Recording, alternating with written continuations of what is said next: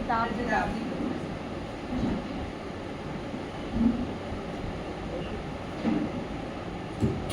बोलो श्री प्राणनाथ प्यारे की जय। बोलो श्री सतगुरु महाराज की जय। धाम के धनी की जय। पद्मावतीपुरी धाम की जय। परमहंसों की जय। परम आदरणीय बेबी जी की जय।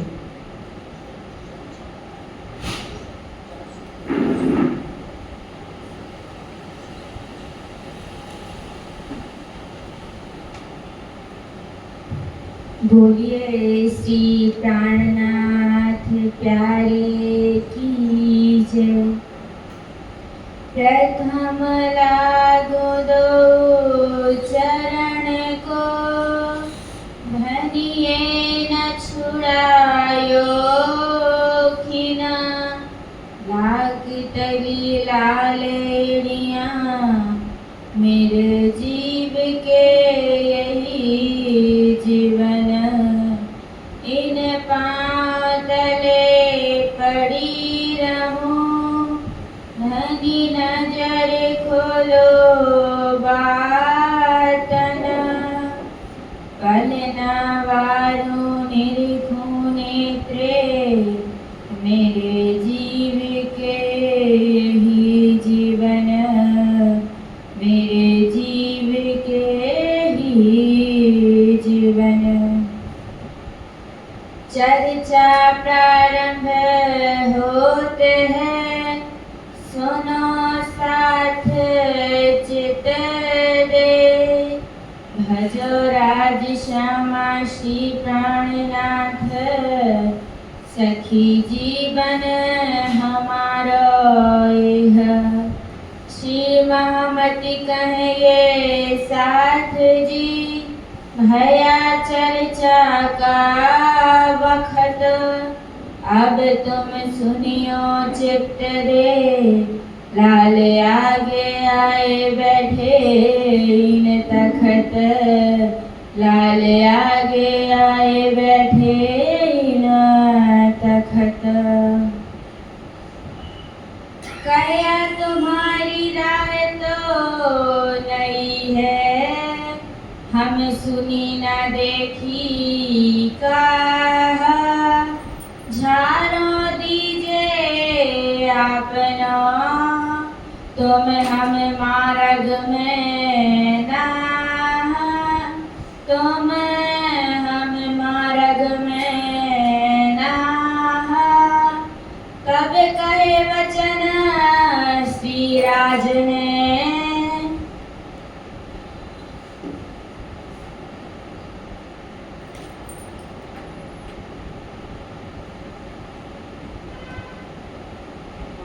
बोलो श्री प्राणनाथ प्यारे की, धाम के धनी की। 5 मिनट के लिए राज्य को याद करेंगे। मुख मेरे महबूब का, रंग उज्जवल अति गुलाल। क्यों कहूँ सलोकी नाजुकी, नूर तजल्ली नूर जमाल। मेरे अक्षरा ठीक का मुख अति उज्जवल, लालिमा से भरी।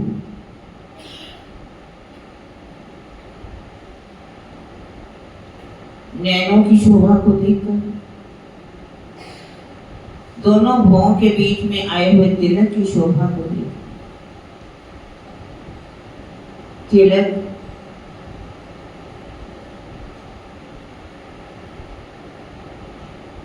सुनहरी रंग का है,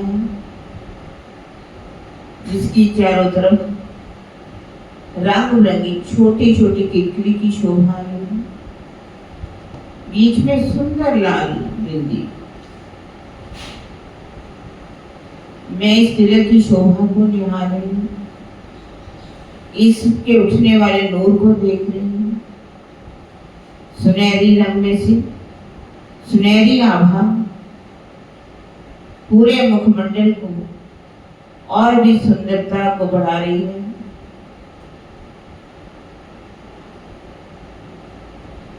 लाल रंग की बिंदी में से इतनी लालिमा निकल रही है। मेरे अक्षती के धाम धनी का जो मुख है लालिमा से भरपूर दिखाई दे रहा है। अब मैं अपने प्रीतम की नासिका की शोभा को अपने हृदयंगम करती जा रही हूं। नासिका की शोभा सिगोड़ा की भांति 3 खूने वाला नासिका बहुत ही प्यारी दिखाई दे रही है, बहुत ही सोनी है, मनमोहनी है,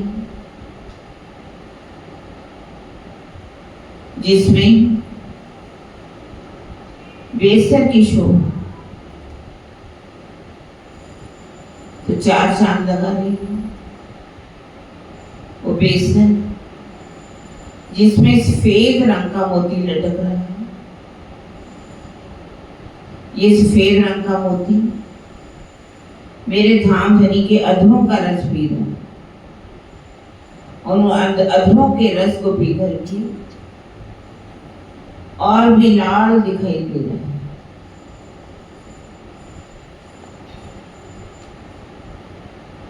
अधूरी लालिमा से भरपूर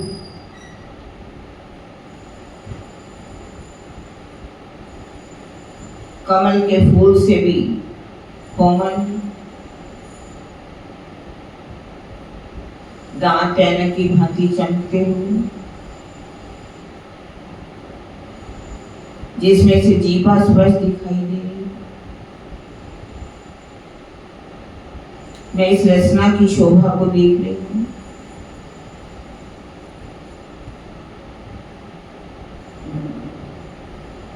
राज्य की रचना कितनी मीठी है। दांत शीशे की भांति चमक रहे हैं, जैसे ऐनक में से दिखाई देता है, ऐसे ही सारे मुखार बिंद की शोभा इन दांतों में से दिखाई दे रही है। हंसती हुई थोड़ी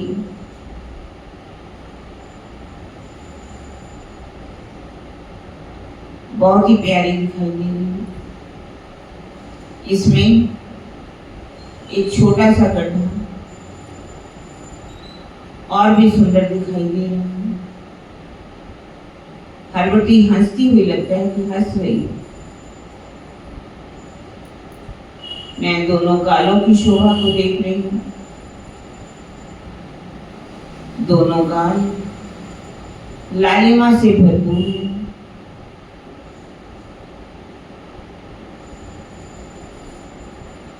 जिसे पूरा मोल में लावा लालिमा से भरपूर दिखाई दे रहा है। रूह के नैना खोल के देखूं दो गाल, आशिक को माशूक का कोई भेद गया रंग लाल।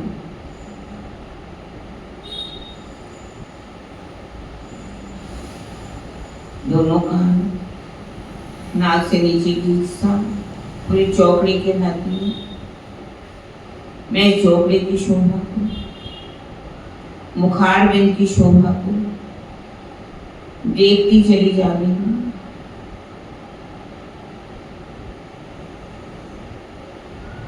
इस शोभा को मैं रूह के नैनों में बसाती चली जा रही हूँ।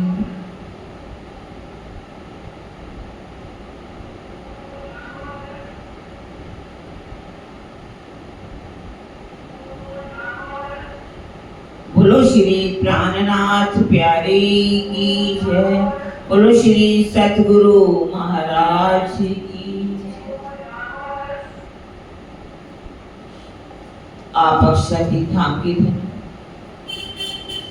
शेख जी साहेब लालदास जी की धाम हृदय में विराजमान होकर के हमें हरि दरबार की जो बीतक है वो सुनाने जा रहे हैं। कल हमने शाहजहांपुर बोड़िया, वहां पर नागजी भाई कैसे मौत के मुंह में चले जाते हैं।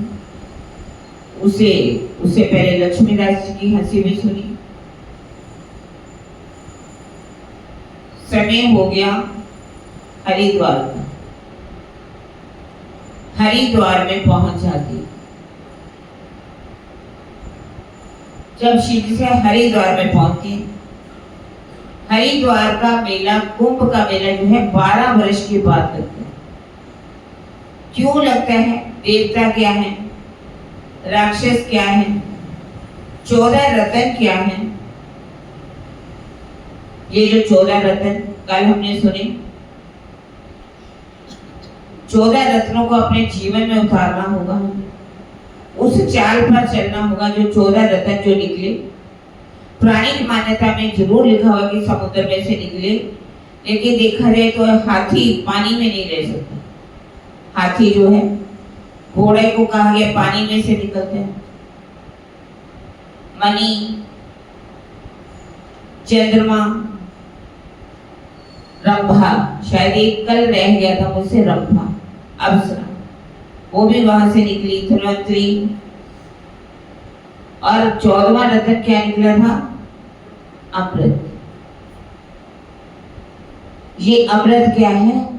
वो पार ब्रह्म है। जब तक उस पार ब्रह्म को अपने हृदय में नहीं बसा लेते, क्योंकि 14 किताबें जो हैं हमारी, धामधनी ने 14 ही किताबें दी हैं। 14 किताबें क्या हैं? ये अक्षरातीत का ही अंग है। और ये वो रस है जिस रस को पी करके, अर्थात अमृत, इस अमृत रस का मंथन करके अगर हम इस वाणी को अपने हृदय में बसा लेते हैं, रहने में उतार लेते हैं, तो हम कह सकते हैं कि अब हम अखंड हो गए। दुनिया वाले तो अखंड हो गए, लेकिन हम अखंड तो दुनिया को कर दिया है। मोक्ष तो दुनिया वालों को मिलेगा, जीव को भले मोक्ष मिलेगा, लेकिन हमारी आत्मा तो अपने घर में विचरण करने लगेगी, अपने धामधनी के मुखारबिंद की शोभा को देखेगी, अपनी आत्मा को देखेगी, अपनी परात्मा की शोभा को देखेगी। इसीलिए कहा ए सतवाणी मथ के लियो जो इनको सार। इस वाणी को मंथन करना है, मथना है। उसमें से घी निकलेगा, माखन निकलेगा, माखन से घी निकलेगा। जैसे कि कहा जाता है कि दूध आप कुछ दिन तक रख सकते, 1-2 दिन रख सकते हो। एक दिन रखोगे, दूसरे दिन खराब हो जाएगा।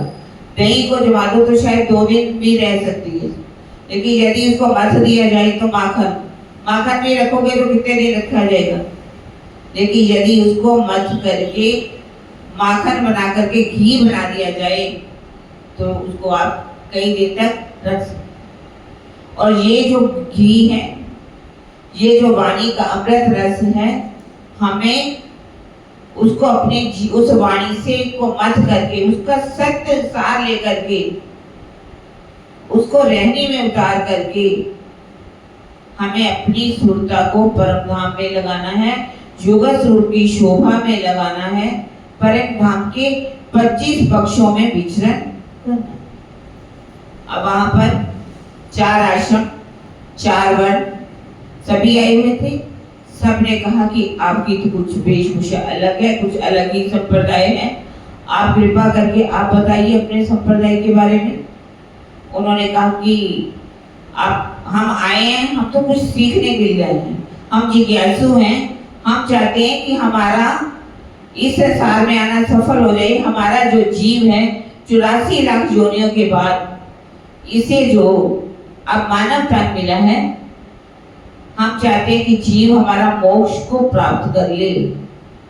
उसका घर कहाँ पर होगा, उसका प्रीतम कौन होगा, आप हमें इन प्रश्नों का उत्तर दीजिए। वैष्णव मत के 4 संप्रदाय बने थे, एक रामानुज, एक नीमानुज, विष्णु श्याम और माधवाचार्य। कहते देखो प्राणनाथ जी, सब ने कहा हमको कहीं कहीं उनको स्वामी जी भी कहा गया, एक दो चौपाइयों में, सिर्फ एक दो चौपाई में स्वामी जी कहा गया, वरना कहीं भी पूरी वाणी में कोई भी ऐसी चौपाई निकाल करके दिखा दे जिसमें प्राणनाथ जी को स्वामी कहा गया। स्वामी शब्द कहा गया है वो किसके लिए? स्वामी तीर्थानंद जी, चिदानंद जी, स्वामी दयानंद जी, स्वामी विवेकानंद जी, स्वामी कृष्ण जो कृष्ण परमहंस कहे गए, सबके लिए स्वामी लगता है, लेकिन हम अपने प्राणनाथ जी के लिए कभी भी स्वामी शब्द नहीं लगा सकते, क्योंकि स्वामी शब्द अगर लगाते हैं तो हम अपने अक्षरातीत की महिमा को बढ़ाते नहीं है, कम करते हैं। इसलिए उनको शिव जी साहिब कहिए, प्राणनाथ जी कहिए, जो भी अच्छा लगे साहिब कहिए, हम इन शब्दों का प्रयोग कर सकते हैं। अब उन्होंने कहा प्राणनाथ जी हमारे पास जो ज्ञान है उच्च श्रेणी का ज्ञान है, सनातन धर्म है हमारा, वैष्णव मत के। रामानुज वाले कहते आप अगर हमारी पद्धति को सुन लेंगे तो आपको ये पता चलेगी हमारी पद्धति कितनी सनातन है, और आप अच्छी तरह से हम अपना इष्ट क्या है, तीर्थ क्या है, धाम क्या है, क्षेत्र क्या है, सुख विलास का स्थान क्या है, एक एक बात को अच्छी तरह से आपको समझा करके बताएंगे। आप इसको ध्यान से सुन लीजिए। तो क्या कह रहे हैं? तब बोले रामानुज, रामानुज वाले क्या कहते हैं? सब शास्त्र वेद मत इष्ट। हम अपना शास्त्र, हमारा शास्त्र क्या है, वेद क्या है, मत क्या है और हमारा इष्ट क्या है? कहो अगोचर पंथ सही। हमारा ये जो मत है अगोचर है। सृष्टि जब हुई थी, ब्रह्म बनी थी, उसी समय का ये हमारा मत है, और ये जो मत है इंद्रियां की है, इंद्रियों से परे का है। देखो अपनी दृष्टि, पर आप अपनी यथार्थ जो सत्य दृष्टि है उसको खोल करके देखेंगे तो आपको पता चलेगा। उन्होंने कहा कि हम आपको अपनी बताएंगे, लेकिन श्री जी साहब ने कहा कि आप जो अपनी पद्धति को बनाने जा रहे हो, आपको क्रोध भी छोड़ना ही पड़ेगा और अहम भी छोड़ना पड़ेगा। जो वेद के अनुकूल बात होगी हम उसी बात को मानेंगे और साक्षी देकर के हमें बताना। यदि हम आपसे कोई प्रश्न भी पूछ लें तो नाराज नहीं होना।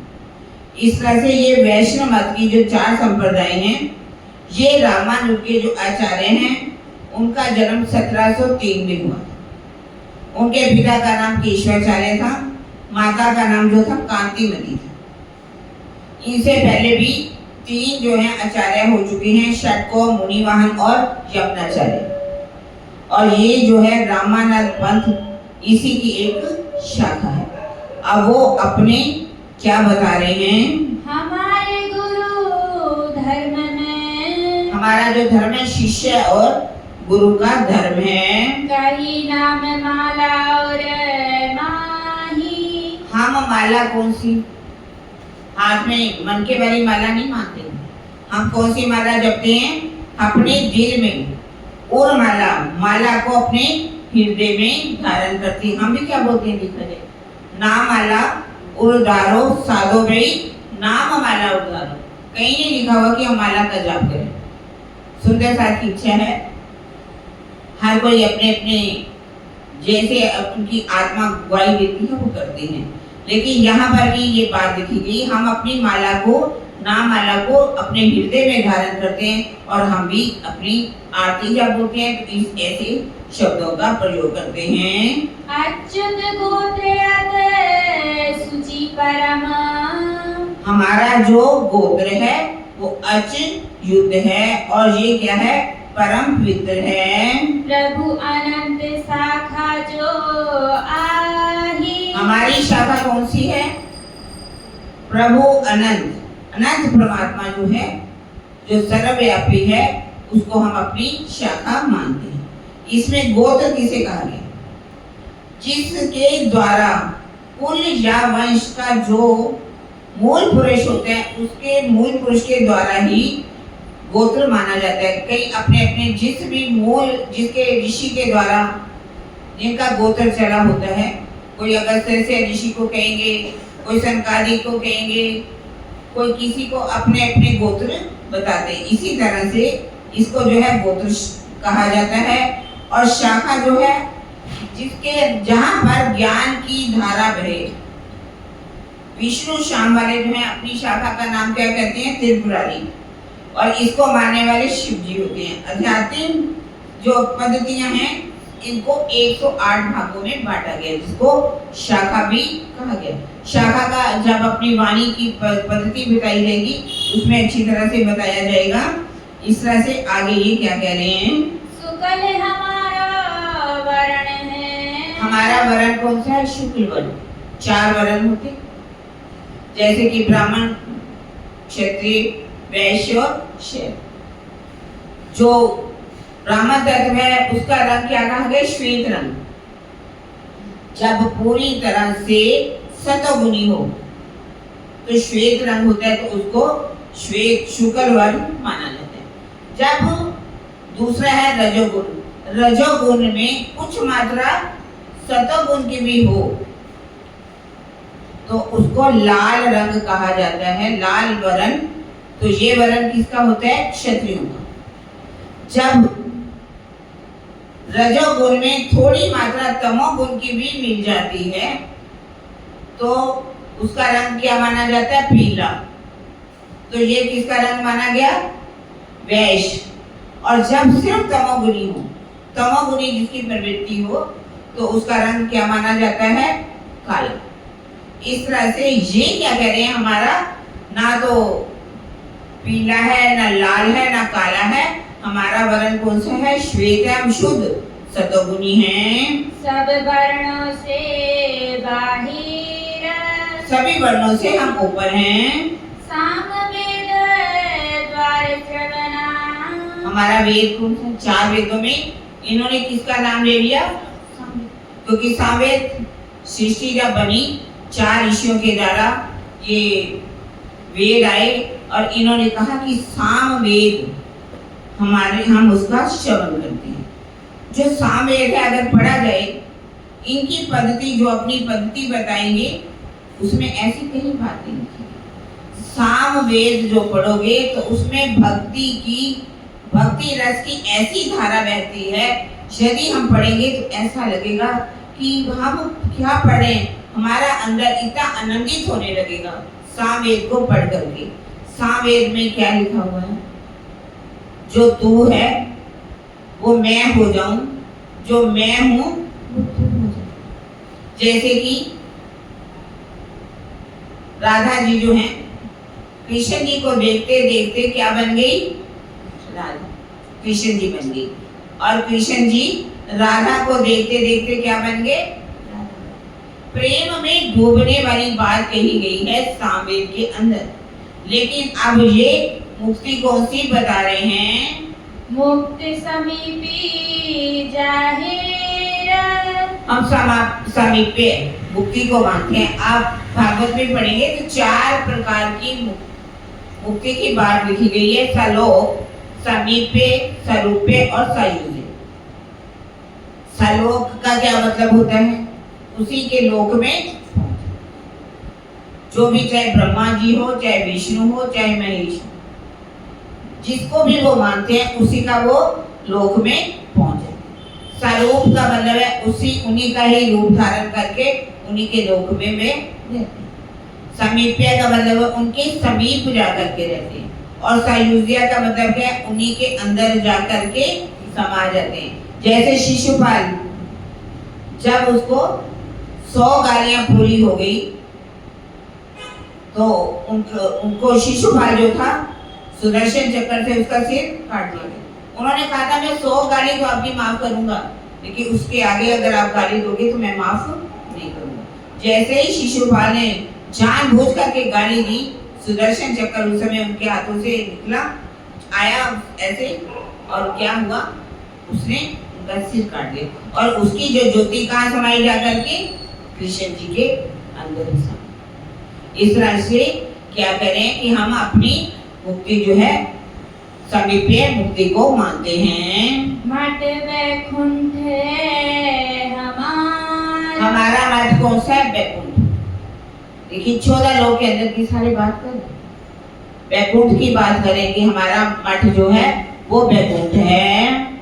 सुमेर प्रदक्षिणा जान। हम प्रदक्षिणा किसकी करते हैं? सुमेरु पर्वत। सुमेरु पर्वत सबसे बड़ा माना जाता है कि कहते हैं ना उसकी मोह सागर में मोह की लहरें सुमेरु पर्वत की तरह निकलती हैं, ऐसा बोला जाता है वाणी के अंदर ही। और मठ का अर्थ क्या होता है? जहाँ बहुत से साधु जो हैं आश्रम में रहते हैं एक महंत के अधीन, और वहीं पर उनके आराध्य जो हैं उसका स्थान माना जाता है। और जब भक्त अपना देह त्याग करता है तो उनको मुक्ति कहाँ मिलती है? वहीं पर। इसलिए क्या कहते हैं? उसको मठ कहा जाता है। और प्रदक्षिणा किसकी करनी चाहिए? अपने इष्ट की। ये पर्वत की जड़ पर्वत जो है उसकी प्रदक्षिणा कर रहे हैं, यानी कि परिक्रमा जैसे हम करते हैं। देव परिक्रमा कर्म सब छूटे, ये सुख पंचम निश्चित लूटे। मान लीजिए हम परिक्रमा करते रहे तब हमारी मुक्ति हो जाएगी? नहीं होगी। लेकिन जब हम अपने इष्ट के बिल्कुल उनके नजरों से नजरा मिला करके, अर्थात उनके पास में रहते हैं, उनके समीप्य रहते हैं, यहाँ तक वो अपने हृदय में उनको बसा लेते हैं, पल पल भी उनको दूर होने नहीं देते, तो ये हमारी परिक्रमा है। जैसे देवचंद्र जी ने कहा था, बालबाई ने भी, महाराज यदि तुम इनके स्वरूप की पहचान कर लेते तो उनकी परिक्रमा करते, ये थोड़ी ना उनकी चारों तरफ घूमते रहते, अर्थात एक पल भी उनकी दृष्टि से अपनी दृष्टि को अलग नहीं करते।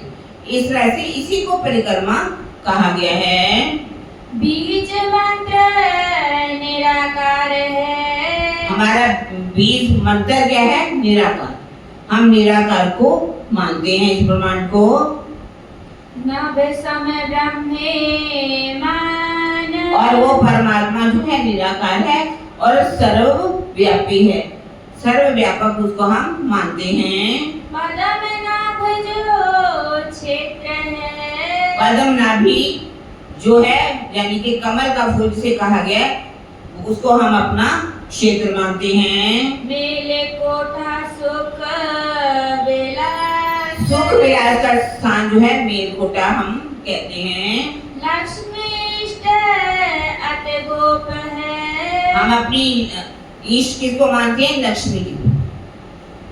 ये जो लक्ष्मी जी हैं ये हमारी इष्ट है।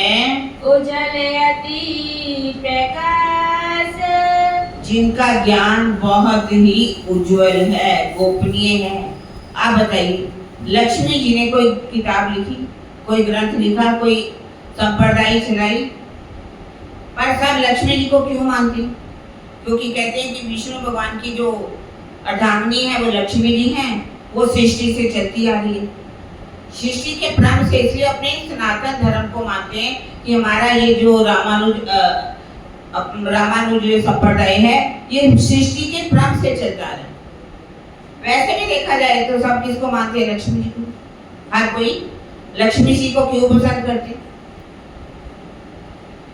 लक्ष्मी जी की एक अच्छी बड़ी कहानी है, मैं आपको शायद पता नहीं सुनाई थी, मुझे ध्यान नहीं है, फिर भी चलिए दोबारा भी सुना देते हैं। लक्ष्मी जी को क्यों मानते हैं सब? लक्ष्मी जी और विष्णु भगवान दोनों में बहस हो गई एक बार। लक्ष्मी जी कहती है कि सब मुझे मानते हैं, और विष्णु भगवान क्या कहते हैं? नहीं नहीं, सब मुझे मानते हैं। कहते देखते हैं, चलो ठीक है चलते हैं, कौन किसको पसंद करता है। एक गांव में बड़े भक्त लोग रहते थे, अब वो वहां पर चले गए। पहले टाइम दिया गया 1 हफ्ते का विष्णु भगवान से, आप जाइए। बड़ा अच्छा, पर बहुत सुंदर रूप धारण कर लिया उन्होंने, महात्मा जी बन गए और जा करके कथा सुनानी शुरू कर दी। विष्णु भगवान ने कथा सुनाएंगे तो उनकी कथा में रस तो बहुत हो, इतना रस आने लगा सबको, घर बार छोड़ते सब निकलते पहुंच जाते। 5 5 दिन हो गए, छठा दिन जब आया, शाम का समय था। अब लक्ष्मी जी का समय होने वाला था, लक्ष्मी जी ने भी अगले हफ्ते जाना था। लक्ष्मी जी ने क्या किया, एक घर में पहुंच गई। माता जी एक थी, वो जा रही थी कथा सुनने के लिए, कहने लगी बड़ी भूख लगी है, खाना खिला दो ना। कहती देख कथा का समय हो रहा है, मुझे तो कथा सुनने जानी है, फिर आ जाना कभी। कहती ना अभी खिला दो ना, 2 मिनट तो लगेंगे।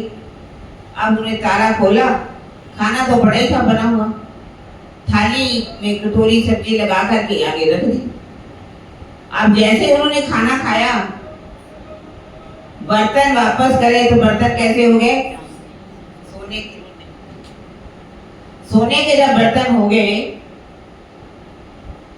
कहती है माता जी सुबह भी आओगी ना, सुबह नाश्ता मेरे घर ही करना। अब ये बात धीरे धीरे पूरे फैल गई। प्रातः काल समय था उनका कथा करने का। अब देख रहे हैं विष्णु भगवान जी कथा ही नहीं सुने, और सारे कान लगे लाइन में जाकर के, आज मेरे घर नाश्ता, आज मेरे घर दोपहर का खाना, आज रात का खाना, शाम का नाश्ता, बीच में भी कुछ खाना हो तो आ जाइए। लाइन नहीं लगी। ये संसार क्या चाहता है,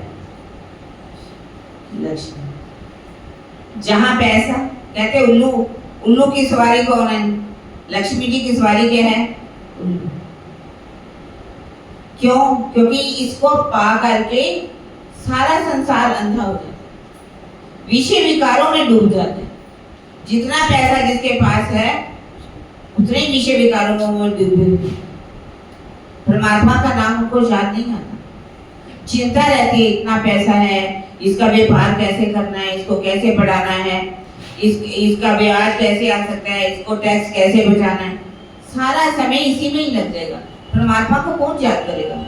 लेकिन फिर भी लक्ष्मी जी सबको चाहिए, इसलिए इन्होंने भी अपने इष्ट किसको बना रखा है, लक्ष्मी जी को बना रखा है।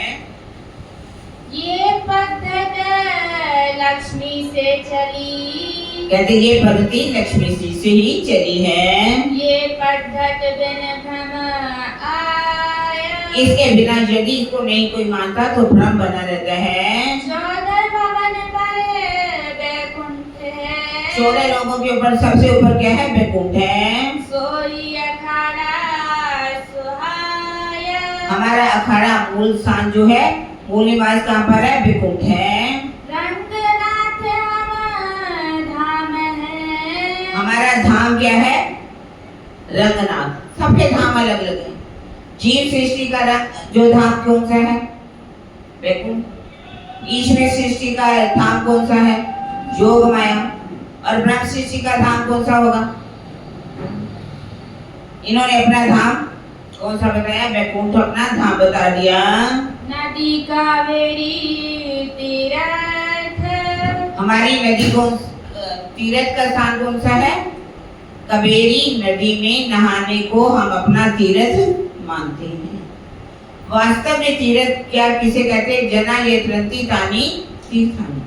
जिन मनुष्य जिन साधनों से साधन करके पवित्र होकर के भाव सागर से पार हो जाए वही तीर्थ। नदियों में नहाने से क्या कभी पवित्र कोई हुआ, कल हमने अच्छी तरह से सुना, क्या नदियों में नहाने से अगर पवित्र हो जाते तो जो पानी में रहने वाले जीव जंतु है वो तो पहले सबसे पहले पवित्र हो जाते और वो सारे अखंड मुक्ति को पा जाते, योनि से मुक्त हो जाते। नहाने से आज दिन तक कोई भी अखंड हुआ नहीं है। लेकिन यदि हम वो साधन अपनाएं जिन साधन से तप करके हमारा जीव भाव सागर से पार हो जाए, मुक्ति को प्राप्त कर जाए, हम उसे अपना तीर्थ कहते हैं। देवी है कमला सही, हमारी देवी कौन है, कमला, यानी लक्ष्मी जो कोई भी इन्होंने अपनी देवी ही। विष्णु भगवान को मानते हैं तो विष्णु की अर्धांगिनी कौन है, कमला, और उसको हम अपनी देवी कहते हैं। सारे सवे अर्थ, जिनकी भक्ति करते हैं हमारे सारे अर्थ पूरे हो जाते हैं, सारी चाहनाएं पूरी होती हैं, माया के सारे काम पूरे होते हैं। श्री नारायण हमारे देवता कौन है?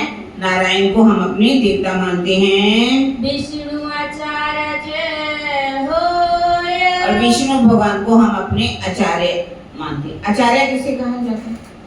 आचार्य उसे कहा जाता है, आचार्य अकस्मात आचार्य ग्रहयति, जो हम आचार्य आचरण को ग्रहण कराए वही आचार्य है। और जो भी हम जिस रास्ते पर चलना चाहिए, कैसा चलना चाहिए, हमारी रैली कैसी होनी चाहिए, तो वही तो हमारे आचार्य होते हैं। और ये अपने विष्णु भगवान को अपना आचार्य मान रहे हैं। गायत्री है अलख निरंजन। हाँ, गायत्री मंत्र किसको कहते हैं? अलख निरंजन। गायत्री मंत्र जो है देखा जाए 24 अक्षरों का। गायत्री मंत्र में अगर पढ़ेंगे तो उसमें एक पारब्रह्म की ही आराधना की गई है।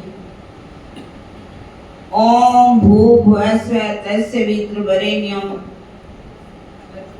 भर्गो देवस्य धीमहि धियो यो न प्रचोदयात्।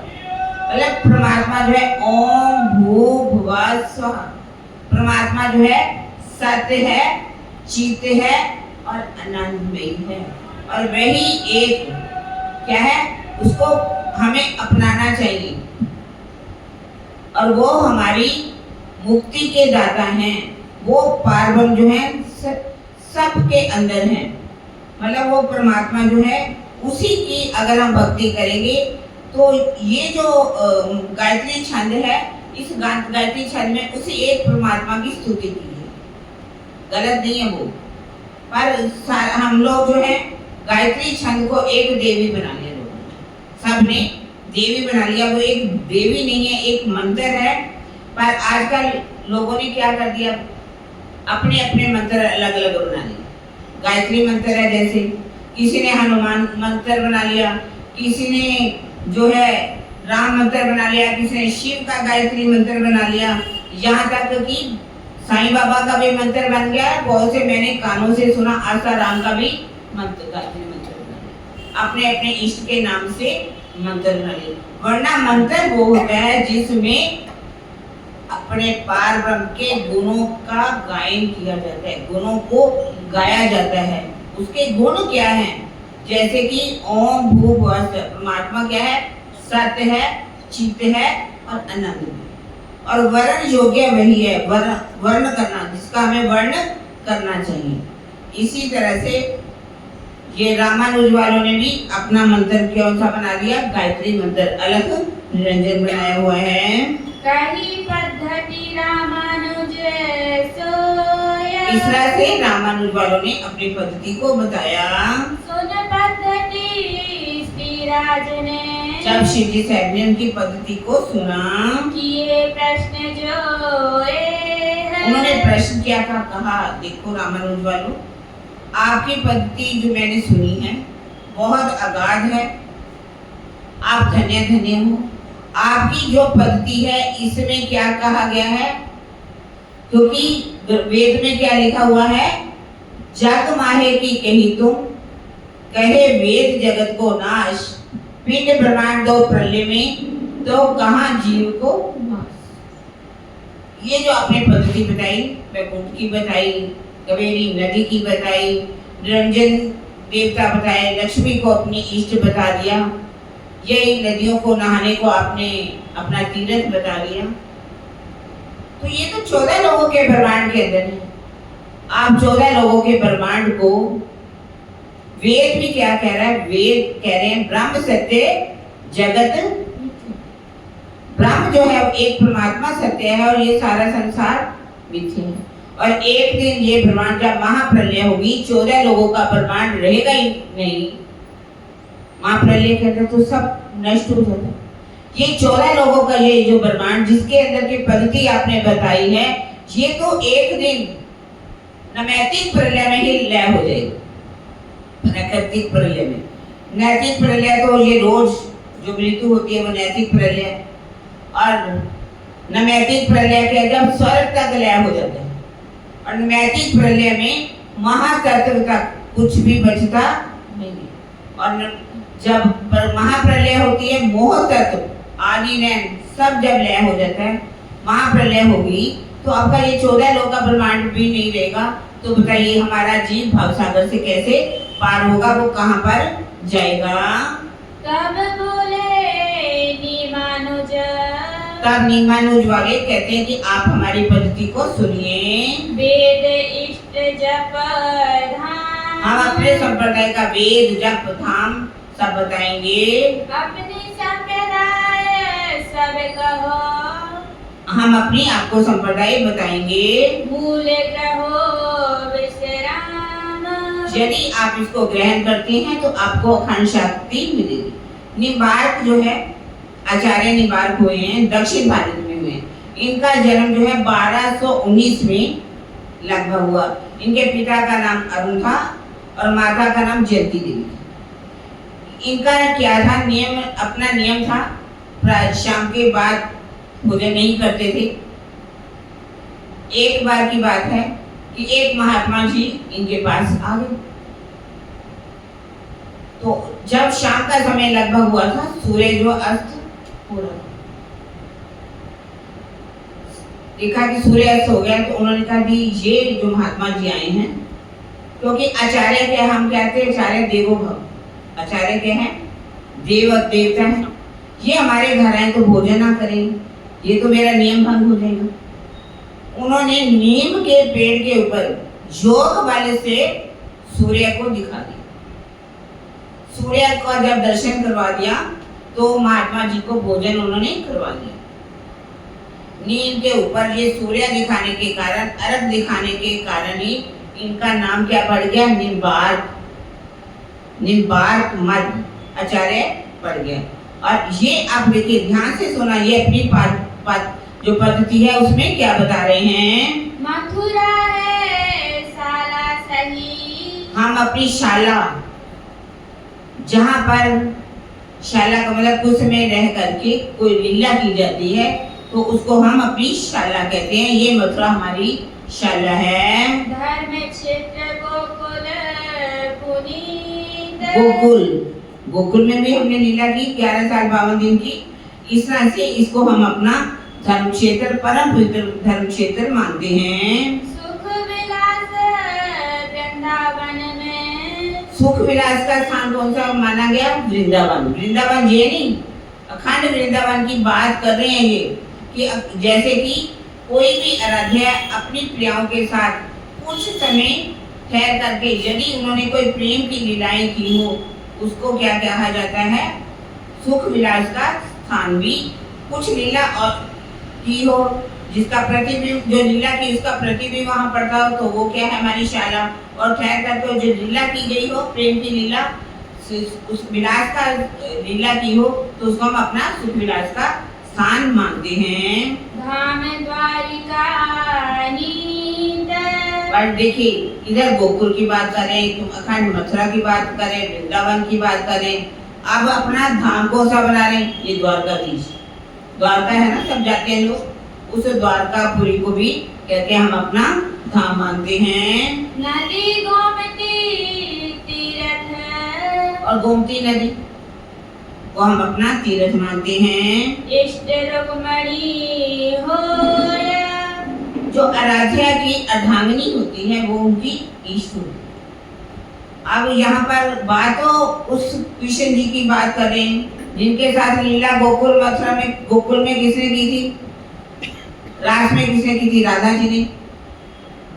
हम यहाँ की शब्दों से भी कहें तो राधा जी ने की थी, तो राधा जी को लेना चाहिए था, लेकिन किसको ले रहे हैं, अपनी बना रहे हैं रुक्मिणी को। रुक्मिणी की शादी तो बाद में हुई ना, वो किसका स्वरूप थी, यहाँ के विष्णु भगवान की रानी, जिसने तप किया था कि आप हमें बताइए कि आप किसका ध्यान करते हो, कितने तप किया था उसने।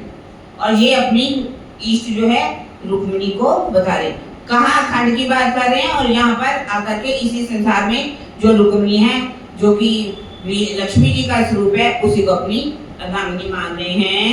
यजुर्वेद हरे नाम की माला, हम नाम माला किसको मानते हैं, हरि नाम की माला। यजुर्वेद को अपना वेद मानते हैं और हरि नाम की माला को हम जपते हैं। काले छल सब सोया, जिसको जपने से माया के सब दुख समाप्त हो जाते हैं। वृंदा देवी मुक्त स्वरूपी। हमारी मुक्ति देवी कौन सी है? वृंदा देवी। वृंदा देवी के बारे में आपको बताती हूँ। वृंदा देवी कौन है? जलंधर राक्षस था एक, उसकी पत्नी थी वृंदा देवी।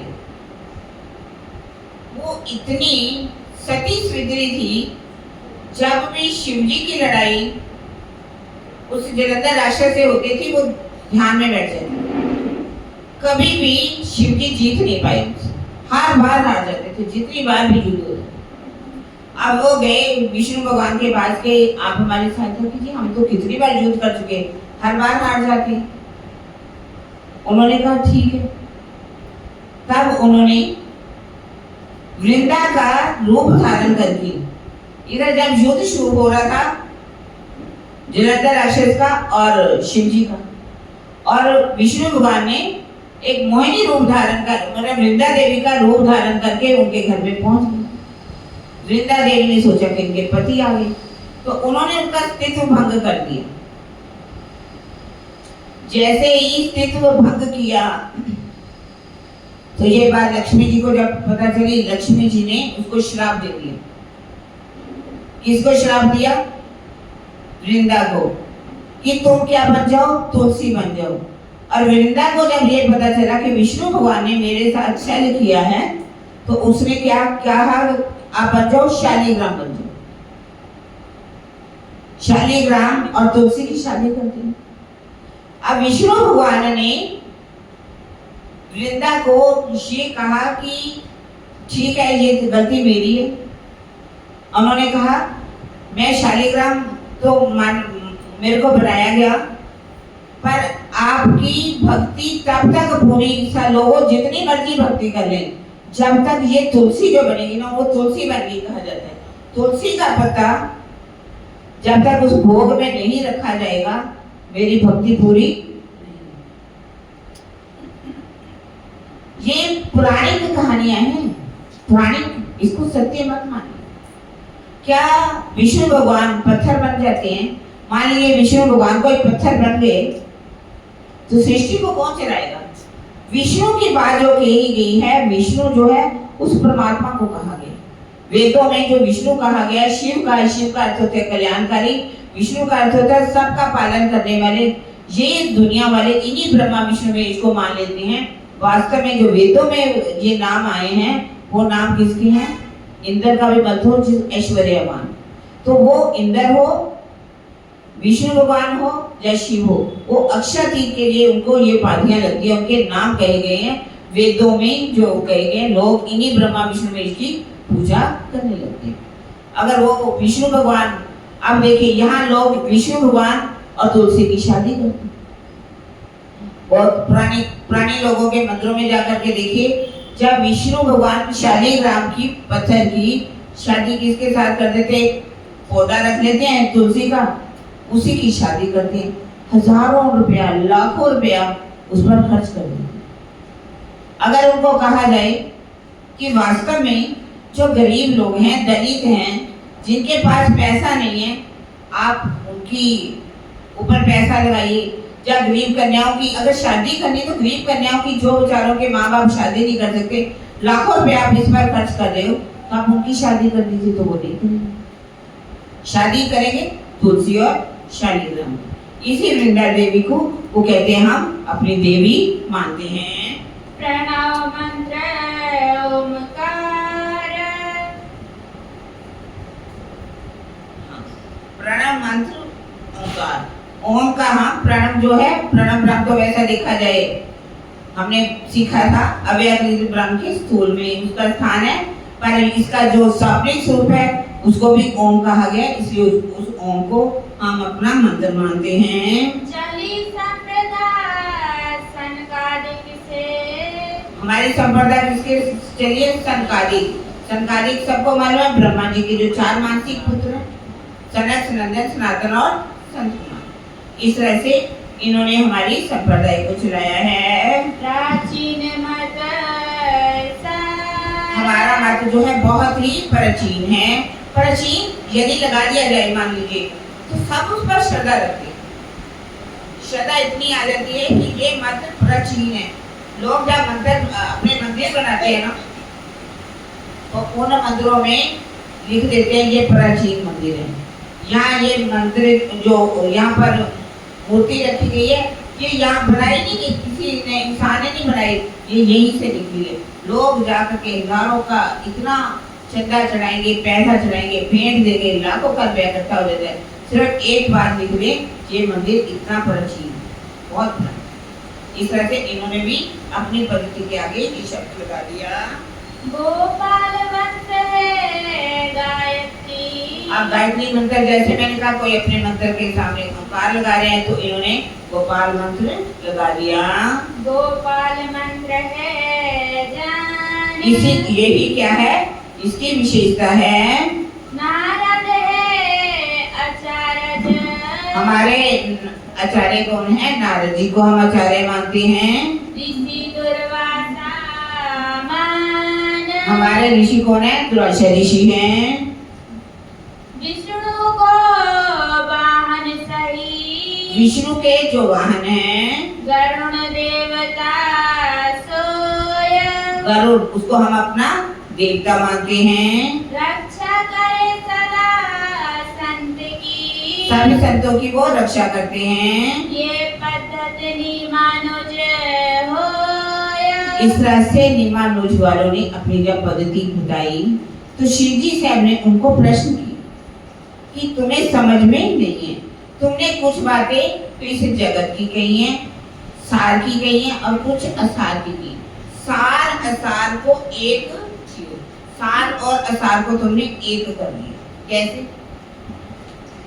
उन्होंने मथुरा को शाला कहा, अपना धर्म क्षेत्र गोकुल को कहा, सुख विलास का स्थान वृंदावन को कहा।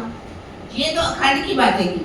हम भी अपना मानते हैं ना, हम भी क्या कहते हैं कि ब्रिज में हमने 11 साल 52 दिन की लीला की, रात की लीला जो है हमारी वृंदावन में हुई, उस अखंड वृंदावन की बात करते हैं। ये बात तो वहां की कर रहे हैं, लेकिन घटा रहे हैं ये। और इन्होंने अपना धाम क्या बना दिया? द्वारका को। द्वारका जाते हैं, इधर जमुना जामनगर की तरफ जाइए, आगे द्वारकाधीश है। सारी दुनिया 4 धामों की यात्रा करेगी तो द्वारका में भी जाती है। उन्होंने कहा कि आपको समझ में ही नहीं है, क्योंकि बिना सद्गुरु तुम भी सद्गुरु क्या करो, क्योंकि तुम्हें जब तक सच्चा सद्गुरु नहीं मिलेगा, तुम्हें समझ में नहीं आ सकता, तुम भाव सागर को पार ही नहीं कर सकते।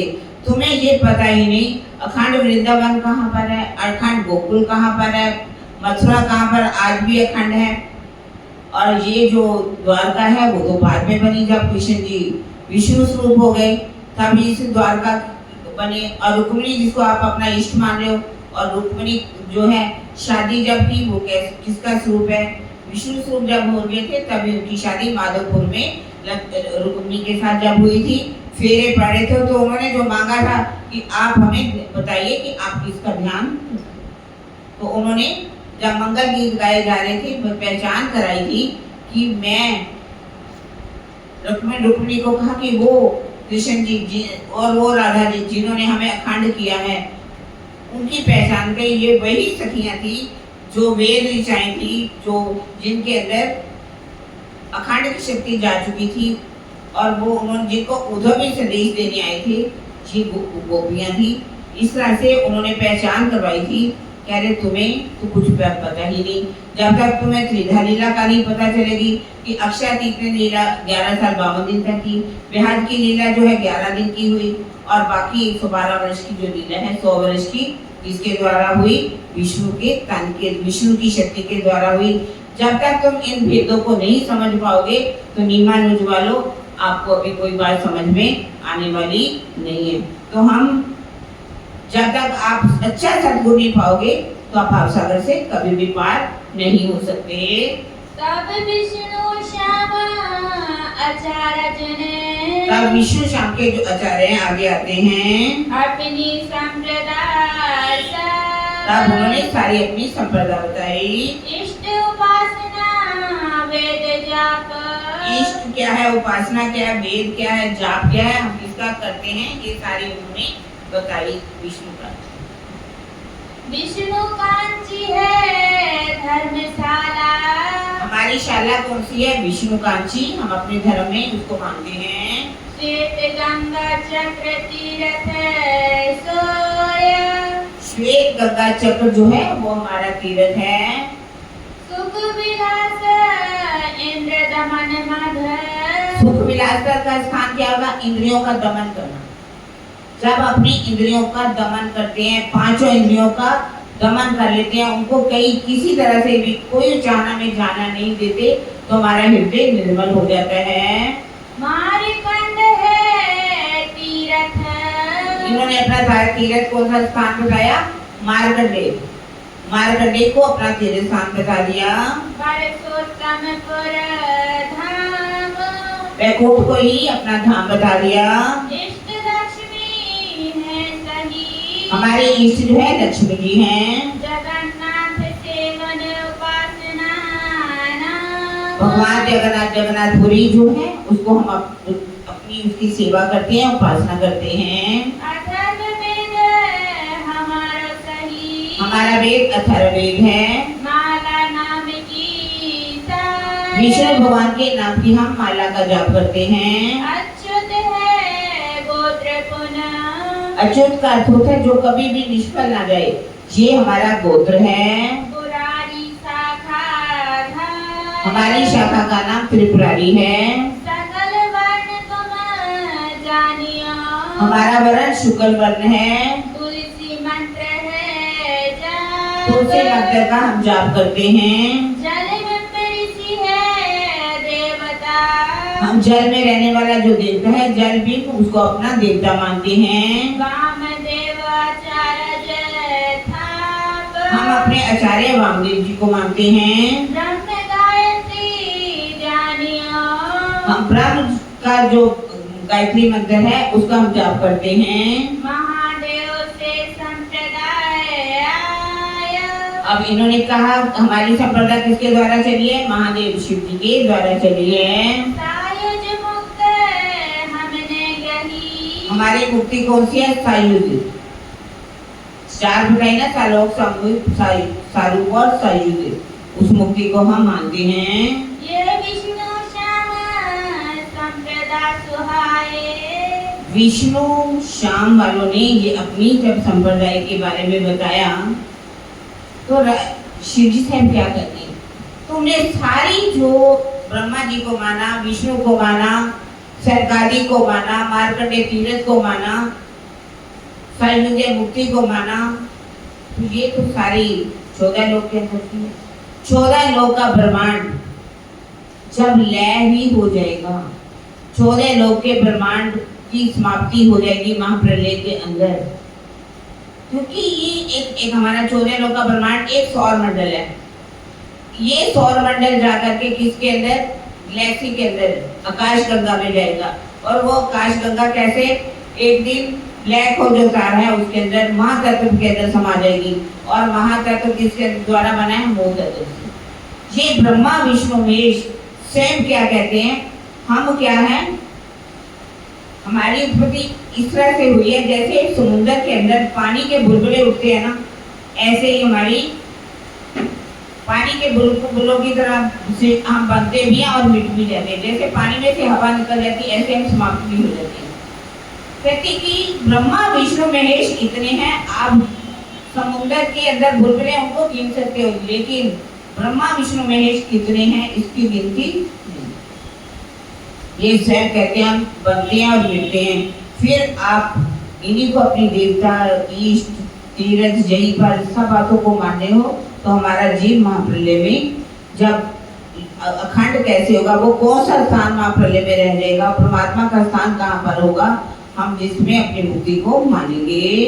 तब कही माधवाचार्य ने, तो माधवाचार्य जी, इनका जन्म 1200 में दक्षिण भारत में हुआ था, उडुपी नगर में। पिता का नाम बदेगे, माता का नाम वेदवती, और इन्होंने अब अपनी पद्धति, अपनी गोत्र, इष्ट, वेद सब सुनानी शुरू कर दी।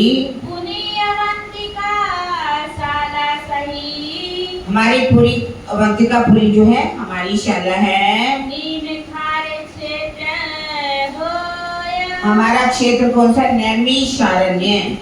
ये प्राचीन काल में एक दधीची ऋषि हुए हैं। दधीची ऋषि ऐसे थे जिनकी हड्डियों से एक इंद्रवज्र बना था। वहां पर आज भी ज्ञान के सत्र चलते थे। पहले ज्ञान का एक क्षेत्र था जिसे नैमिषारण्य कहा गया। इनको इन्होंने कहा कि हम अपना उसको क्षेत्र मानते हैं। सुख विलास है अंग पाट मध।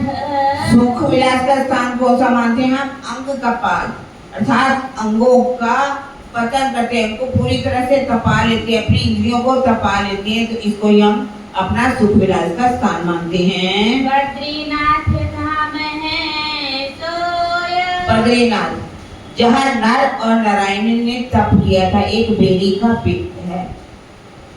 बद्रीनाथ में आज भी जब अगर आप जाएंगे तो वहां पर एक आप लोगों ने मूर्ति बना ली। मूर्ति बना करके आरती पूजा घड़ियाल घंटे सब बजती हैं। लोग वहां पर तप करने जाते हैं। जो तप करने वाले बद्रीनाथ मंदिर के पास कोई नहीं रहेगा, क्योंकि घंटी घड़ियाल की आवाज जहाँ पर होगी कोई भी ध्यान लगाने वाला वहां ध्यान नहीं लगा सकता। इसलिए वो दूर दूर अपने आश्रम बनाते हैं, कुटिया बनाते हैं और जाकर के तप करते हैं। लेकिन लोगों ने बद्रीनाथ मंदिर को भी, बद्रीनाथ जो एक ध्यान का केंद्र था जहाँ ध्यान लगाया जाता था, वहां पर ये सब अपनी पद्धति जाकर के मंदिर बना करके सेवा पूजा शुरू कर दी और दर्शन करने जाते हैं। अलखा नदी तीरथ हमारा। अलखा नदी, अलख होता है अलकनंदा, ये एक नदी है, ये हमारा तीर्थ है। अब देखिए अलकनंदा जो नदी है ये कहाँ से निकलती है? हिमालय है ना, हिमालय में आप चले जाइए। हिमालय जो उच्च स्थान है वहां से पानी की जो झरने हैं वो गिरते रहते हैं। बद्रीनाथ जो क्षेत्र है वहां से जो पानी की झरने आते हैं उसको अलकनंदा कहा जाता है। और जो हरिद्वार और ऋषिकेश जो नदियां हैं इनको अलकनंदा यहाँ पर कहा गया। हिमालय 3 तरह से माना जाता है। एक नीचे का जो पहाड़ियां हैं जहाँ से गंगा नदी बहती है उसको क्या कहा जाता है? अलकनंदा, शिवालिक पहाड़ियां कहा जाता है। और इससे ऊपर जहाँ पर जैसे मसूरी है, नैनीताल है, लोग जाते हैं मसूरी घूमने नैनीताल, और उन नदियां हिमालय को मध्य के पहाड़ कहा जाता है। और एक पहाड़ के सबसे ऊपर जो हर समय बर्फ से ढके रहते हैं। और जब जैसे कि कंचनजंगा पहाड़ियां सुना होगा, धौलगिरी पहाड़ियां सुना होगा, माउंट एवरेस्ट जो लोग चढ़ने की पूरी कोशिश करते हैं, वहां जाकर के भी लोग तप करते हैं, तो वहां बर्फ इतनी जमी होती है, बर्फ ही बर्फ होती। धीरे धीरे वो बर्फ अलग अलग स्थानों पर जब पिघल करके आती है, तो यहाँ बद्रीनाथ का जो एरिया है उसको क्या कहते हैं? अलकनंदा। ये भी कहा जाता है प्राणिक वालों ने कि जो अलकनंदा ये जो नदियां हैं, गंगा नदी है, कहाँ से निकली? विष्णु के चरणों से निकली। और ब्रह्मा जी ने इसको अपने कमंडल में धारण कर लिया और शिव जी की जटाओं में जाकर के ये उलझ गई। इसका भाव क्या है? इस पहाड़ियों को किसने बनाया? उस परमात्मा के द्वारा ही। सृष्टि की रचना जब हुई उनके हुक्म से ही पहाड़ियां बना दी गई। और जब ये पहाड़ियां बनी और पहाड़ों पर श्वेत पूरी बर्फ से डल गई, तो ब्रह्मा जी के कमंडल में वो समा गई। और जब छोटी छोटी नदियों के रूप में इस संसार में अलकनंदा या और नदियों के रूप उन्होंने धारण किया, तो वो कहते कि शिव जी की जटाओं में ये अलकनंदा नदी, ये नदियां जो है समा गई। गंगा नदी इसको लेकर के आए? भगीरथ। भगीरथ नदी कहा जाता है, अलकनंदा भी कहा जाता है। ये 2 नदियां, अलकनंदा ऋषिकेश में जाओ, अलकनंदा और भगीरथी नदी जो है वहां पर बहती है। ऋषिकेश में लोग इतने कई महात्मा जो हैं वो तप करते रहते हैं। वो तप तो नहीं करेंगे लेकिन लोग जाकर के नहाने को ही अपना तीर्थ मानते। इन्होंने भी कहा कि अलकनंदा जो नदी है हम उसको अपना तीर्थ मानते हैं। वेद उपासना जान हम ब्रह्मा जी की उपासना करते हैं। सावित्री तो इष्ट है। जो आराध्या होती, जो उसकी अर्धांगिनी होती है, वो अपना सावित्री को अपना इष्ट मानते हैं। आद वेद ऋग्मान प्रथम वेद ऋग्वेद आया है, उसको हम अपना वेद मानते हैं। हर नाम की माला और मैं विष्णु भगवान की रूपी माला को हम अपने हृदय में धारण करते हैं। विष्णु गायत्री है गान। इन्होंने भी अपना गायत्री मंत्र विष्णु के नाम से बना रखा है। विष्णु हंस रूप मंत्र है। ये भगवान विष्णु के द्वारा जो हंस रूप धारण किया गया था, वो हमारा मंत्र है। ब्रह्मा आचार्य प्रमाण ब्रह्मा जी को हम अपना आचार्य मानते हैं। हंस ऋषि पूरी देवता हंस को हम अपना देवता मानते हैं, पुत्र देवता मानते हैं। ब्रह्मा ते संप्रदाय हमारी संप्रदा किसके द्वारा चली? ब्रह्मा जी के द्वारा चली। सालोक मुक्ति हमारी हमारी मुक्ति कौन सी है? सालोक मुक्ति को हम अपनी मुक्ति मानते हैं। ये पद्धत माधवी सुहाय ये माधवाचार्य वालों ने अपनी पद्धति को बताया। जब शिव जी ने उनसे प्रश्न किया, सारी बातें वही है कि आपने इस 14 लोगों के ब्रह्मांड के अंदर की सारी बात की। जब ये 14 लोग का ब्रह्मांड ही समाप्त हो जाएगा, कैसे सबसे पहले बात चिदानंद अक्षर ब्रह्म के मन में आती है। अक्षर ब्रह्म से चिदानंद लहरी में आती है, उससे इस मंगला शक्ति में आती है। इस मंगला शक्ति अपनी कला रूप में प्रणव ब्रह्म और रोधनी शक्ति, और रोधनी शक्ति इस प्रकृति को पैदा कर देती है। यही प्रणव ब्रह्म जो है स्वप्निक स्वरूप में आदि नारायण का रूप बनता है। जब होकर संकल्प करते हैं, संकल्प से ब्रह्मा विष्णु महेश की उत्पत्ति हो जाती है। ये 14 लोक का ब्रह्मांड है।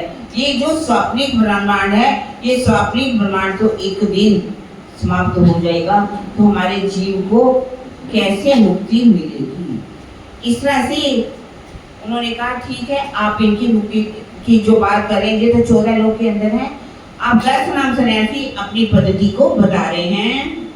तेरे 10 नाम सन्यासी जो 10 नाम के सन्यासी आप अपनी पद्धति को बता रहे हैं। बोले इष्ट प्रमाण आप अपने प्रमाण देकर के अपने इष्ट के बारे में बताएंगे। मान्या 7 मठ 4 हमारे 7 मान्याएं हैं और 4 मठ हैं। परमहंस मत ये जान हमारा मत कोई छोटा मोटा नहीं, परमहंसों का परमत है। प्रथम मठ मान्या पश्चिम की पहला मठ वाले जो हैं, प्रथम मान्या वाले पश्चिम की मान्य है। पश्चिम गुजरात की तरफ आप जाए तो इसको पश्चिम कहा जाता है। वहाँ पर जो मठ है उसके बारे में अपनी मान्या वाले बता रहे हैं। मठ शारदा वहाँ पर उनका शारदा मठ बना हुआ है। परम द्वारिका क्षेत्र अपना क्षेत्र किसको माने हैं? द्वारका को अपना क्षेत्र माने हैं। सुदेचर देवता सुहाय सुदेचर को हम अपना देवता मानते हैं। भद्रकाली देवी सही अपनी देवी किसको मानते हैं? भद्रकाली। भद्रकाली क्या है? काली देवी जैसे होती है, भद्रकाली कहा जाता है। जितनी भी ये देवियां इनको मानेंगे, चाहे वो कामाख्या देवी आगे कामाख्या को मानेंगे, ये भद्रकाली। भद्रकाली के आगे कितनी लोग भेंट देते हैं, बलियां देते हैं, बलियां काट करके। जो माँ है वो अपने जीव तो सबके अंदर बराबर है ना, कोई भी हो, जो सबके अंदर एक जीव को देखता है वही विद्वान है। और ये कह रहे हैं कि भद्रकाली को जहाँ पर भेंट दी जाती, कैसे काटा जाता है, और उसको ये अपनी देवी मान रहे हैं। गंगा गोमती तीर्थ तीर्थ किसको मानते हैं? गंगा और गोमती में नहाने को ही हम अपना तीर्थ मानते हैं। अनुभूति स्वरूपाचार्य हमारे आचार्य कौन है? अनुभूति स्वरूपाचार्य को हम अपना आचार्य मानते हैं। सारे सबे अर्थ अगर इन बातों को हम मानते हैं तो सारी इच्छाएं, माया की सारी इच्छाएं हमारी पूरी हो जाती हैं। कीट वाले है संप्रदाय हमारी संप्रदा का नाम क्या है? कीटवार। कीटवार का अर्थ क्या होता है? जो सभी प्राणियों के ऊपर एक भाव रखे, अहिंसा का भाव रखे, किसी को भी कष्ट ना दे, किसी का भी। देखिए इनकी संप्रदाय का नाम क्या है? कीटवाद। माता किसको मान रहे हैं? भद्रकाली को, जहाँ पर बकरे चढ़ाए जाते हैं, तरह तरह की भेंटें दी जाती हैं। पर अपनी संप्रदाय नाम का कीटवार है, नाम ही संप्रदाय का नाम कीटवार है। और यहाँ के रहने वाले, आप द्वारकापुरी में चले जाइए, या ऐसी स्थानों जगन्नाथपुरी में चले जाइए, वहां पर के पंडित लोग जो हैं मछली के बगैर उनका भोजन। तो संप्रदाय का नाम का कीटवार रखने से क्या होता है? इस तरह से जो सब पर एक भाव रखे, किसी को भी कष्ट ना दे, सबके अंदर करुणा का भाव रखे, दया का भाव रखे, किसी जीव की हत्या ना करे, तो उसको कीटवार कहा जाता है। तीर्थ आश्रम दो नाम, हम अपने नाम के आगे तीर्थ और आश्रम रखते हैं। तीर्थ क्या है? जो सन्यासी पिंडा पिंगला सुषुम्ना के संगम पर ध्यान लगाते हैं उसको तीर्थ कहते हैं। और जो मजबूत बंधनों से मुक्त होकर के, संसार से मुक्त होकर के आश्रम में जाकर के रहते हैं, घर में बिल्कुल आते जाते नहीं है, वो अपने नाम के आगे आश्रम लगा देते हैं। आश्रम तो वास्तव में वो है, लेकिन सिर्फ ये अपने नाम के आगे तीर्थ, तीर्थ जी महाराज आ रहे हैं, आश्रम जी महाराज आ रहे हैं, इसका अपने नाम के आगे ये तीर्थ आश्रम लगाते हैं। ब्रह्मा विष्णु है देवता, कौन सी? अच्छा, अपने देवता का नाम क्या है? ब्रह्मा और विष्णु रखते हैं। ये पश्चिमान्या विश्राम, इसमें अगर आप धारण कर लोगे तो आपको आनंद मिलेगा, शांति मिलेगी। दूसरी मान्या है पूरब की, आप दूसरी मन्या बता रहे हैं पूरब की, अपनी मन्या के बारे में बता रहे हैं। वन अरण्य दोना, इन्होंने अपने नाम के आगे वन और अरण्य रखा हुआ है। भोग गोवर्धन है मठ, गोवर्धन जो है उसको हम अपना मठ मानते हैं। भोग बारे संप्रदाय ठाम, हमारी संप्रदाय का नाम क्या है? भोगवान। देखिए जो संपूर्ण कामनाओं के बंधन से मुक्त हो जाए और वह सन्यासी वन में जाकर के सुंदर झरने के पास निवास करें, तो उसको क्या कहते हैं? वन। और जो इस संसार की सभी कामनाओं को छोड़ करके जाके के झरनों के पास रहे, तो अरण्य है, घने जंगलों में रहते हैं, तो इसका नाम अरण्य कहा जाता है। ऐसा ये लोग करते नहीं है। अपने अपने मठ, शारदा मठ उन्होंने बना रखा है, जहाँ पर भोग विलास की पूरी सुविधाएं हैं, तरह तरह के आपको वहाँ पर सुख सुविधाएं मिलेगी। उस आप जब भी आगे जाएंगे, इधर बद्रीनाथ की तरफ आगे जाएंगे, तो वहाँ पर इनका शारदा मठ है। शारदा मठ में जाकर के सुख सुविधाओं से ये जो मठाधीश है वो वहाँ पर आराम करते हैं, रहते हैं। पद पुरुषोत्तम क्षेत्र है। हाँ, आप इन्होंने अपनी संप्रदाय का क्या नाम रखा था? भोगवार। भोगवार का अर्थ क्या है? संपूर्ण जगत की इच्छाओं को छोड़ करके वन में जाकर के जो रहते हैं, जो जंगल में रहते हैं, ऐसे यतियों का जो संप्रदाय है, जो कोई भी सुख सुविधा में ना रहे, उसको भोगवार कहते हैं। जिन्होंने भोगों को बिल्कुल छोड़ दिया हो, नाम रखते हैं भोगवार, लेकिन भोगों से ये पूरी तरह से लिप्त रहते हैं। और इनका क्षेत्र क्या कहते हैं कि जगन्नाथपुरी जो है वो वहाँ पर अपना ये क्षेत्र मानते हैं। बलभद्र और पद्माचार्य, बलभद्राचार्य और ये और पद्माचार्य, इनके जो हैं पद्माचार्य और उनके शिष्य जो हैं बलभद्राचार्य हमारे आचार्य हैं। बिमलाई देवी लक्ष्मी जी को हम अपनी देवी मानते हैं।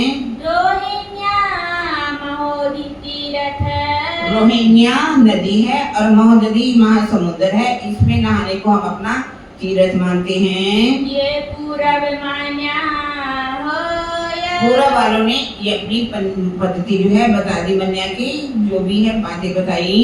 इन्हें आचार्य जन के मुखे, शिव जी साहब ने इन आचार्यों के मुख से उनकी पद्धति को जब सुना, सुनी श्री राज ने सोया। श्री जी ने सुना कि इनकी पद्धति नाम के लिए है।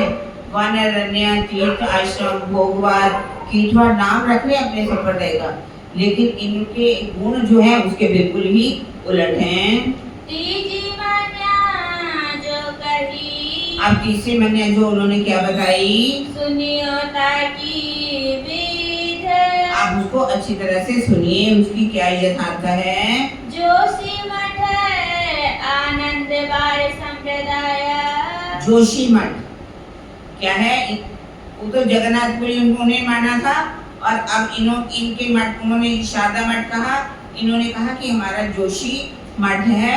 और ये कौन सी मान्या है, आनंदवार। हमारी संप्रदाय का नाम क्या है, आनंदवार। अर्थात हम उस परमात्मा के प्रेम के आनंद में डूबे रहते हैं।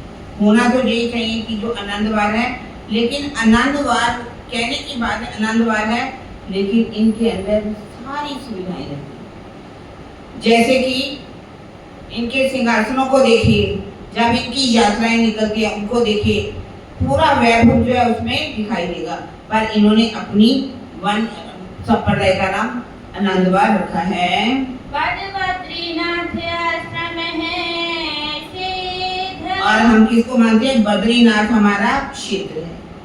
उन्होंने द्वारकापुरी को माना, उन्होंने जगन्नाथपुरी को माना, और इन्होंने क्या माना, बद्रीनाथ जो है हमारा क्षेत्र है। नर नारायण है देवता।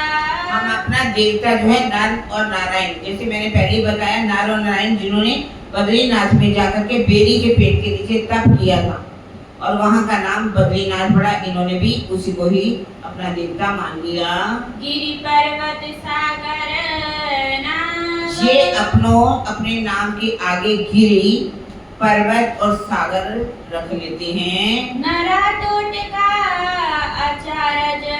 नर टोटका जी को अपना आचार्य मानते हैं। पुण्यागिरी देवी ठाम। पुण्यागिरी जो है वो हमारी देवी है, जो श्रेष्ठ पर्वतों में जाकर के रहते हैं और गीता के अध्ययन में लगे रहते हैं। जिनकी बुद्धि स्थिर हो जाती है वो अपने नाम के आगे गिरी लगाना चाहिए, लेकिन ये सिर्फ नाम की गिरी लगाते हैं।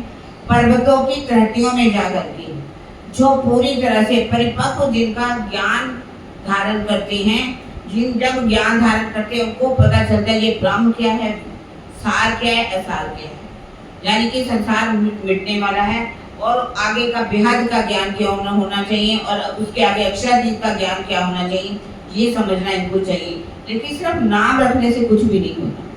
इस तरह से ये पर्वत वेग के नाम से जाने जाते हैं और इनका जो ज्ञान जब बहुत ही गहरा हो जाए, जब समुद्र में जैसे डूबा जाता है तो रत्नों की प्राप्ति होती है, जब बहुत आप स्वाध्याय करो, ज्ञान प्राप्त करो, तो जितना जितना ज्यादा इनका ज्ञान हो जाता है, परिपक्व ज्ञान होता है, तो उसको ये सागर के नाम से माने जाते हैं। मुक्त क्षेत्र अलखा नदी तीर्थ। हमारी अलखन जो नदी है वो हमारी तीर्थ है।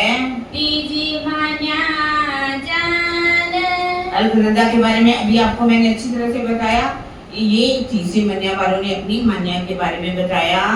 इन्हें आचार्यों ने कहियो। अब इन आचार्यों ने जब अपनी पद्धति प्रमाण के साथ बताई तो श्री जी साहब भी कहते देखो आपने भले अपनी नदी बताई, नाम के आगे सिर्फ गिरी पर्वत सागर रखने से तो नाम नहीं हो जाता। इस तरह से नार नारायण आपको आप देवता मान रहे हैं और देवता नार नारायण है तो उनके गुणों को जीवन में धारण करना चाहिए। उनकी जो अगर उन्होंने तप किया तो आपको भी तप करके इस परमात्मा को की भक्ति करनी चाहिए, उनका दीदार दर्शन करना चाहिए। लेकिन आप सिर्फ नाम की बातें कर रहे हो। चौथी मान्या दक्षिण दिश की। चौथी मान्या शुरू करें या अभी 11:30 लगभग होने वाले, कल करें हम चौथी मान्या को, कल करेंगे सुंदर साथी। आज इसी को दोहरा देते हैं, 11:30 सुंदर साथी में जाना भी है। अगर चलेंगे तो हम कर सकते हैं, सभी सुंदर साथी क्योंकि समय 2-3 मिनट ही रह गए हैं हमारे पास। तो अच्छी तरह से समझेंगे चौथी मान्या, 5वीं, 6वीं और 7वीं कल करेंगे हम। चौपाई को दोहरा लेते हैं। चौपाई दोहराएंगे सुंदर साथी। मुक्त क्षेत्र अलखा नदी तीरथ मुक्त क्षेत्र अलखा नदी तीर्थ ये तीजी मान्या जान ये कौन सी है? तीजी मन्या है।